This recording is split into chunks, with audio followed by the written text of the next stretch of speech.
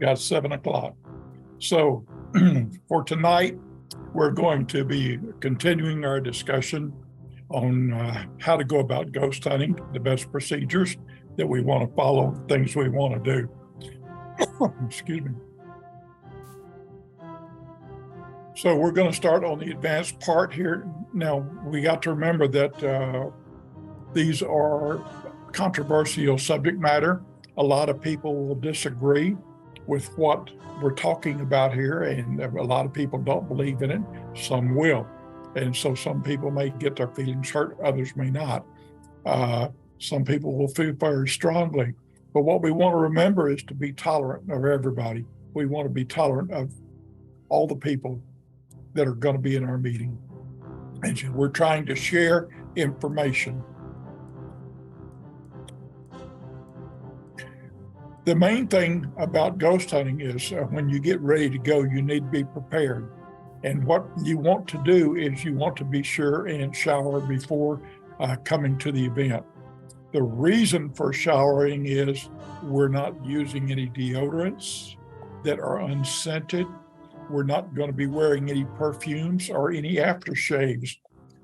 The reason for that being is that a lot of times when these entities present themselves to us, it's often in the form of a smell. If you're masking these smells, then you're cheating everybody else out of the experience of, knowing that a ghost is there and that you smell them first. A lot of times someone's grandmother may wear the lilac type perfume, so you'll smell flowers. In the case of where somebody might have been a pipe smoker, you'll smell a pipe smoking, or things like that. Perhaps it's a cup of coffee or tea or something. And again, here we have problems where if somebody is a cigarette smoker or a pipe smoker that's on the scene, or even a cigar smoker, this could affect the results of our investigation. So we want to be courteous to each other and make this experience the best we can for each other. If we've got to have a cigarette, or we've got to go and smoke a cigar or have a pipe or something like that to indulge ourselves, we want to be sure and leave the scene and let everybody else enjoy the investigation while we go do our thing. The next thing is to wear the right clothing. You want to wear something that's comfortable, loose fitting, because if it binds too tightly, you're going to have difficulty bending over, picking things up, squatting, and putting things on tables, spreading the equipment out, and setting up. You also want to dress for the weather conditions. If it's cold out, you might want to be wearing a coat. If it's not, if it's only cool, you might want to wear a sweater. If it's hot, you might want to wear a t-shirt. You might even want to wear shorts. And if you do, that's fine. We're not objectionable to shorts. You want to be sure and not wear shorts that are too short, if you're one of the ladies or something, or too revealing. We're not there to put on a show for the client or to look pretty for the cameras. We're there to conduct a scientific investigation, and that's what we want to do. But we want to be dressed comfortably. You'll want to have closed-toed shoes so that you're not wearing sandals or flip-flops or that comfortable. If you're that comfortable, you're probably going to have an accident and trip. And flip-flops are the most dangerous thing I can think of to try to do anything in. I think they ought to be outlawed personally.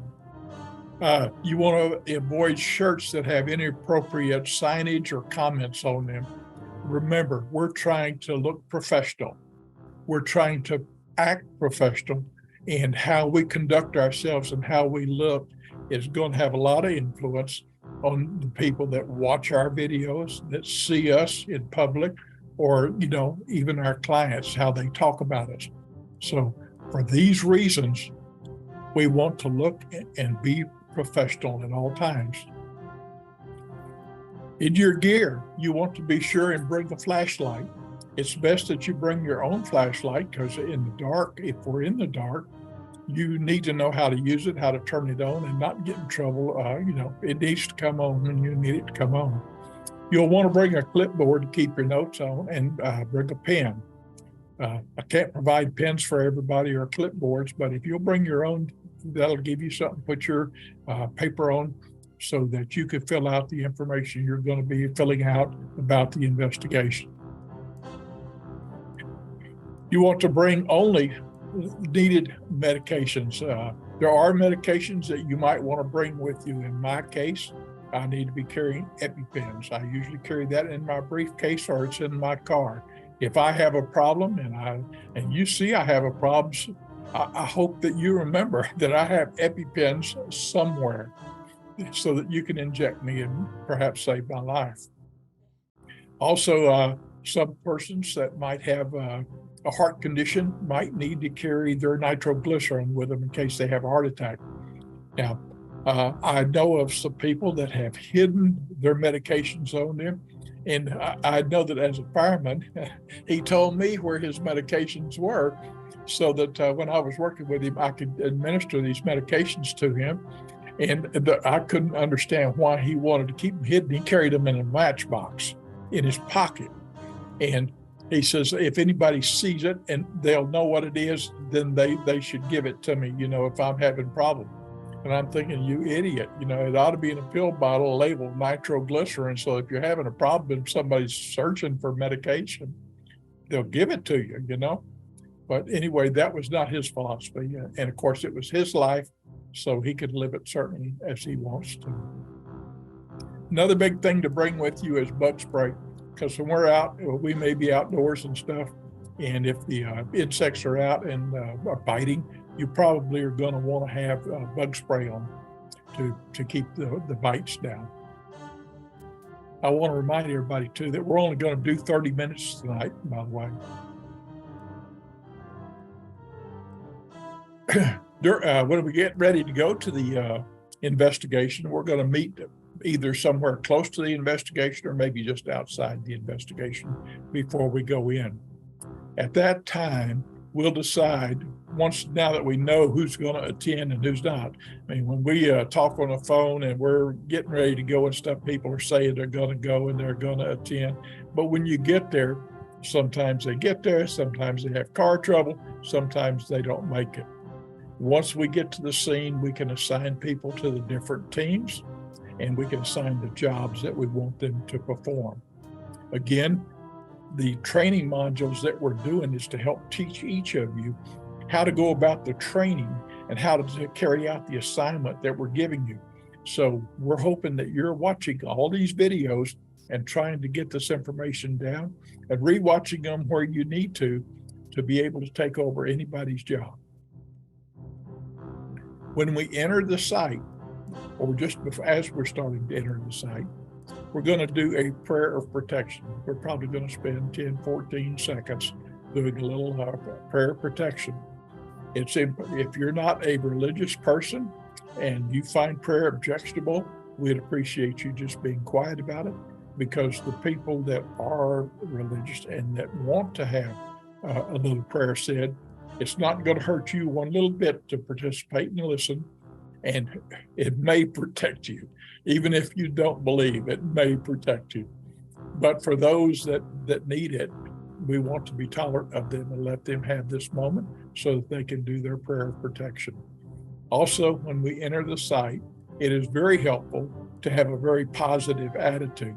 We want to try to think and close your eyes for a minute and surround yourself with the light of the Lord and feel, be in his light and be protected. And that will help protect you during an investigation, especially if we have some evil type spirits. It takes a little bit of time for the spirits to get used to us being there and for us to get the lay of the land. So we're going to do walk-arounds of the area for about 20 minutes so that we can get a feel for what the surroundings have for us, and also that the entities that are there get a feel for us. This should take about 20 minutes. Then I want you to start your logs. That's why you have your clipboards. You're going to be noting the time, the location, the weather conditions, and the emotions that you are feeling at the time. all throughout the investigation, we want to be monitoring what you're feeling. If you're getting any sensations or any feelings that you want to express, be sure and write them down. That's part of the data that we're collecting.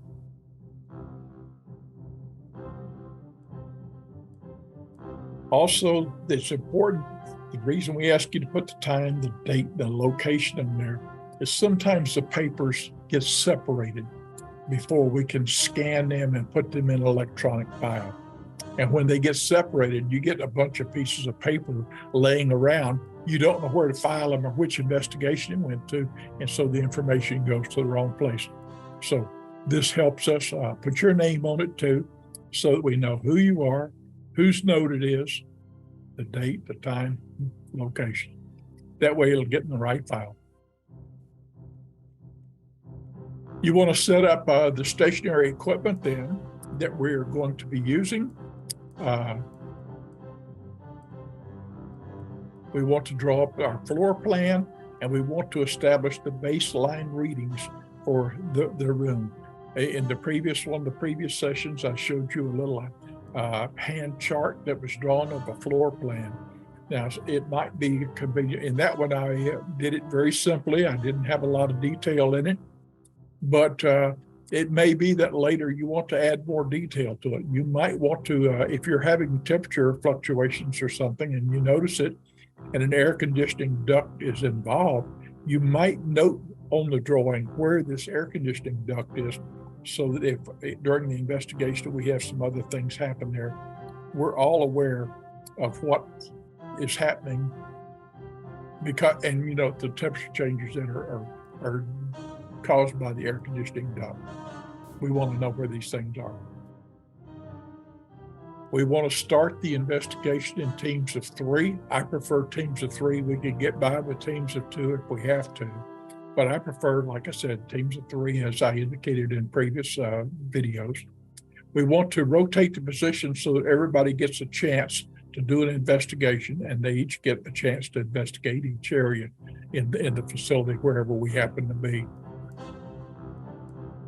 When we get ready to leave, we want to thank the spirits for allowing us access. Also, I didn't mention that. I failed to even put it in my notes here. When we do our arriving there and we start to set up, we want to ask the spirits to pose for us and ask them if they will talk to us and that we will appreciate it, and introduce ourselves to them and tell them that we're not there to harm them. We're there to communicate with them and learn what they have to share with us. So when we get through, we want to thank the spirits for allowing us to have access to them. And we want to instruct them that they are to remain behind at the scene and not follow us home. And we will do this in God's name, so that they know that they are being instructed by a supreme being not to leave the site and not to go home with us. If anybody has any questions, go ahead and speak up.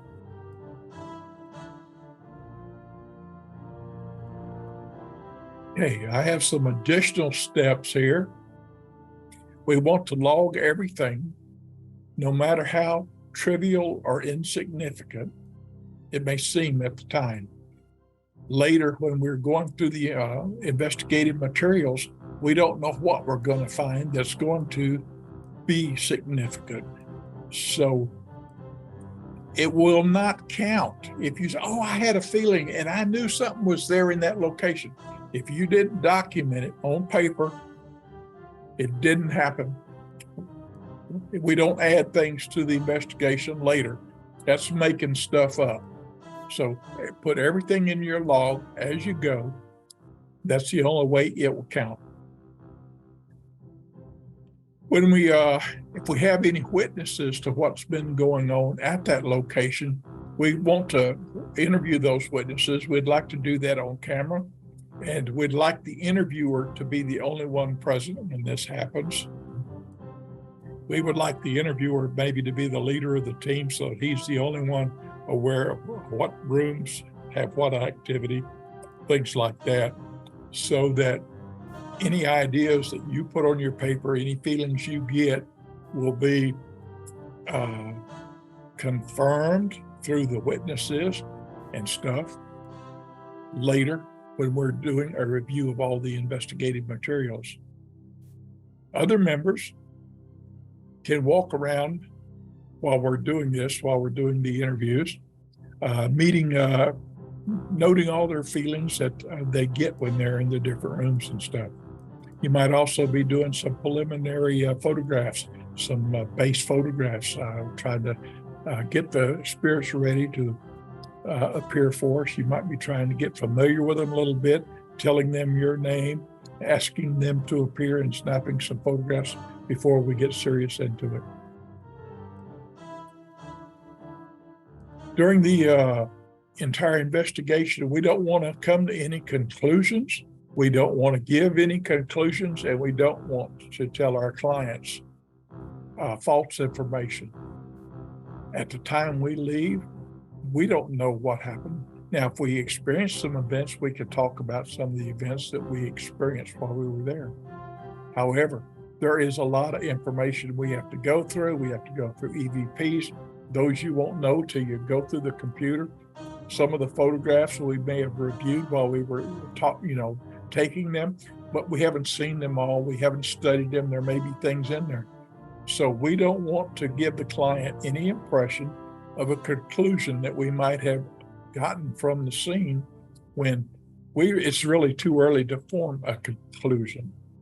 This will wait till after we've gone through the evidence, and we will come back and talk with the client and present them with the information and review the information that we've collected with them. We want to share information with our clients, and we want to give them a complete and record of what we have done and present it to our clients. We want to share, we want to archive our records so that we have them, and we also want to review them and maybe try to enter some of the information into a database so that when we're correlating information later from other investigations, we can see how many investigations, we had this experience on when lightning was occurring, when there was a storm, when there was a hurricane, when it was clear and hot, when it was cold and wet, things like that. See if we can establish patterns to what caused activity. This will help us in future investigations. In conducting the proper investigation, whereas again, we're going to always be professional and show integrity and be respectful of the property owner, each other while we're on the scene. We're going to travel in pairs or groups of 3. We're going to gather and record pertinent information. We're not going to let any information go unrecorded. We're not going to get lazy. That's part of being professional, is recording all the information. You need to trust your instincts and your emotions, because a lot of times they will lead you to find things. Something will tell you that you need to go over here or go over there. It doesn't hurt for you to go follow that feeling. In fact, I recommend that you do, because I can't tell you how many times it's led me to a piece of information that I truly needed. We want to document our findings. We want to keep good records. We want to analyze the information that we've gathered. By analyzing the information, unless we analyze it, it has no value really, other than what we can recall. But anyway, we want to be sure that we're regularly reviewing and analyzing information we gather. We want to work safely. We got to remember that sometimes we're in an environment which is not entirely friendly to us, and it's certainly unfamiliar to us. And there might be weak boards in the floor. There might be holes in the ground. There might be water hoses that we trip over, things like that. So we want to be sure that we're careful and that we work safely. We want to also have a first aid kit with us. I usually carry about 3 with me. So if somebody gets hurt, we could probably take care of it. Having been a rescue captain in the fire department, I know what to do if you will allow me to do that. Hey, we'll take care of, get you some medical attention. Okay, reviewing the information from the investigation. Now, it takes probably about a week to be able to go through the review. Also, we probably want to be doing a more thorough investigation into the history of the place. We don't really have an assigned historian yet. I've got a gal that's going to do it for us eventually, but she's not available right at this time. And we've been a little lax on our history, and we should be following up with that a little more. We want to find explanations for the occurrences that our clients are having, or be able to explain what's happening. And again, part of that is, what type of a haunting do we have? We want to preserve our records, and you want to keep your records too, in case we have to call on you to add to that. But I would like to get a copy of it and get you your records back to you later. As I alluded to, there are 4 types of hauntings. Some people just talk about 3. Some people think that poltergeist is actually a intelligent haunting. I classify it by itself for several reasons. You'll see in the definition. A residual haunting is the most common type, where the phenomenon that occurs repeatedly. Footsteps or whatever. The apparition may be in a doorway. It follows the same path. It's unintelligent. It's repetitious. It does the same thing every time it appears. It doesn't interact with you. It doesn't talk with you. And so it is a recording. It is like a movie being played out in front of you, and you are just a witness to it. The next type is intelligent. This is one where you have an entity that actually can talk to you. It can take objects. It can move objects for you. It can do things like that. It can actually talk in your ear. I've had it happen. They can respond to the request. They can activate our lights. They can make our dowsing rods cross, things like that. They can touch people. They can create EVPs that we can capture on digital recorders, or on recorders, period. Let me not say digital, because it doesn't matter what type of recorder. The poltergeist haunting usually revolves around a young female child that's coming into puberty and is under prolonged stress.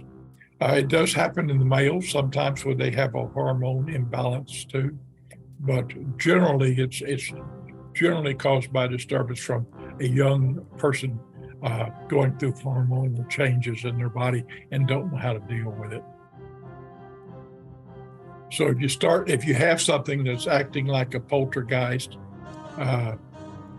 you need to be suspicious of the children and maybe have them removed from the scene or not be there, or then bring them in later and see if the activity starts or stops when they leave. So you could work with that. Then we have the demonic type haunting, which involves demons or evil spirits, truly evil spirits. And those I try to steer away from myself. They don't seem to bother me. And generally, if the people are talking about having a demon or evil being in their presence, they generally hide from me, and I don't see them. I don't make contact with them, and they seem to hide from me. And I think it is because of how strong my religious belief is. Let's talk about ethics, and this is probably what we're going to close on because we've only got a few minutes left. To ensure that our efforts are worthwhile and rewarding, certain policies must be introduced to guide our conduct as individuals within our group. All members and guests are encouraged to do these things. First is to exercise courtesy and professionalism at all times. We want to respect the organizers. We want to respect the members, other members of the group. We want to respect the guest, host, and the clients. That way we'll always be welcome back. Everybody will have a good impression of us, and nobody will have bad things to say about us. We want to respect the investigation site or property. We don't want to be doing anything to damage the site or to, make people not want to have us back. We want to treat it better than we would treat our own property. We want to maintain standards of practice that promote integrity and value to an investigation. We want to practice common sense and safety. Most of the things about safety are just common sense. If you use common sense, you're going to be fine. You want to be adequately prepared and attired for the event. We had talked about some of that earlier. And it's recommended that you wear dark clothing, that you come rested. If you come tired, you're more likely to have an accident and be a safety problem than if you're well rested. So for your own safety, being well rested helps. Alcohol, drug use does not help. It creates safety hazards. Not only that, but if anyone in the group decides that they suspect that you, or they smell alcohol on your breath, or they think you've taken drugs, how are we to trust the evidence and things that you document in your part of the investigation? How are we to believe that, that it's not drug-induced or alcohol-induced? So for these reasons, we don't do that. We don't tolerate it in our group. Again, the use of unscented deodorant is a lot of people, you just have to buy an extra stick of deodorant if you don't use the unscented. I know some people like the spring scent, and some people like to wear aftershave and stuff like that. But for these investigations, we must not have anything affect our olfactory senses so that we can smell and sense things coming in. Smoking, again, it must be done away from the group and to preserve the olfactory senses. Now, it is okay to harass the documentary film crew whenever we have one present, but only off camera. We don't want to do it on camera. I threw that in for fun. If there are no other questions, we've got a few links that we can discuss here. There is a group on Facebook called Ghost Advice. It's started by a lady by the name of April Abercrombie. She's the one that provided the full spectrum photographs for us in the previous training. And she's been a good friend for almost 20 years. I have forgotten what this profile here is, but anyway, it is one of our people. The third one is a Facebook for Speaking to the Dead with Radios. And the fourth one is Christopher Moon Psychic, who we've used in a number of investigations, who originally trained me in ghost hunting and who now lives in Brownsville, Texas. Here are some personal links. The Steve Holte, he has a site. There's the Key Portal, a Keyport Paranormal group has a site. Actually, that's the same as Steve, so you really wind up going to the same place. We've got the UFOgeek.com. We've got the Inside the Box. This is a group for electronic voice phenomenon where they're talking to the dead. So if you want some information about how to collect EVPs, this is a source for that. And then I put up our website. We don't have the web page up yet. It's under construction, but we will have it up before too long. Then we have one of our people that attended recently has a group called Dark Matters News. That's a news forecasting thing. And then we have a magazine that is still out, Fate Magazine. Some of the better ones over the years, even Taps had a magazine at one time, and it's not available anymore either. And I was on the editing staff for two other magazines, and They have folded since also. Anyway, those are the links that I have. We have some internet radio links. Now, tomorrow night, Beyond the Woodline, I'll be on their podcast. I am their guest. I've been asked to be on the Lost Frequency podcast, but a date for that has not been set up at this time. But there's a Nocturnal Frequency podcast, Joe Rogan's Experience, if you want to tune into that. And there's always the old Coast to Coast that's been on for decades. With that, it is 7:30. I'm going to turn off the recorder and stop sharing my screen. Let's see. Stop sharing.